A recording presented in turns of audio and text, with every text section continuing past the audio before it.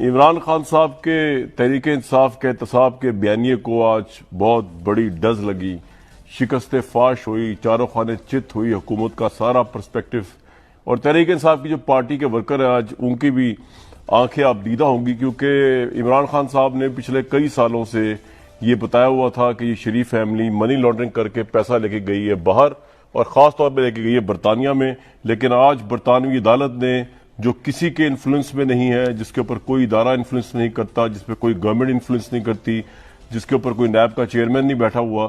برطانیہ کی آزاد عدالتوں نے آج شریف فیملی کو کلین چٹ دے کر عمران خان صاحب کے تحریک انصاف کے بیانیے کو بہت بڑا دھچکا، بہت بڑی شکست دی ہے۔ برطانوی عدالت میں یہ کیس لے گئی تھی government, if I am not wrong, 2019 دسمبر کے اندر اس میں بینک اکاؤنٹ بھی شہباز شریف، حمزہ شہباز کے منجمد کر دیے گئے تھے، ایسٹس بھی جو ہے ان کو کانفسکیٹ کر دیا گیا تھا، لیکن اس کے بعد جو ہے ہوا یہ کہ برطانیہ نیشنل کرائم ایجنسی نے شہباز شریف کے بیٹے سلمان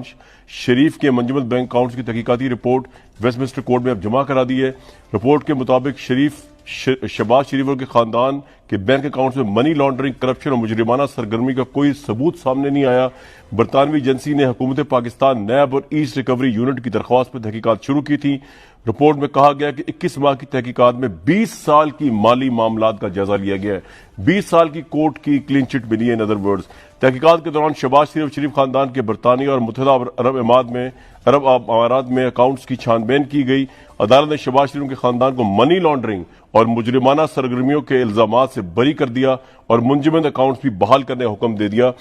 ان کے یہ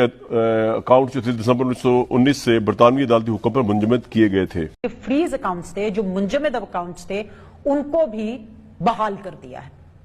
یہ وہ خبر اس لیے بہت بڑی ہے کیونکہ یہ وہ خبر اس بیانیے کے ساتھ جڑی ہے، اس نیریٹو کے ساتھ جڑی ہے جو محترم پرائم منسٹر جب اپوزیشن میں تھے، جب کنٹینر پہ تھے عمران خان صاحب، تو کرپشن کرپشن کرپشن کرپشن کا ایک منجن بیچتے رہتے تھے۔ اب تک حکومت میں آئے ہوئے ان کو 3 سال ہو گئے ہیں، اور اب تک وہ ایک کرپشن کی راگ الاپ رہے ہیں کہ کس طریقے سے شریف خاندان نے کرپشن کی۔ تو آج وہ کورٹ جس کی ایٹ لیسٹ انٹیگریٹی کے اوپر نہ میں شک کر سکتی ہوں نہ آپ شک کر سکتے ہیں، جس کی پارشیالٹی یا امپارشیالٹی کے اوپر کوئی بات نہیں کر سکتا، جب وہ عدالت یہ فیصلہ دے گی شہباز شریف اور اس کے خاندان کے بارے میں، تو آپ سمجھ سکتے ہیں کہ سیاسی طور پر مورلی شہباز شریف اور ان کے خاندان کی کیا ویلیو ہو جائے گی۔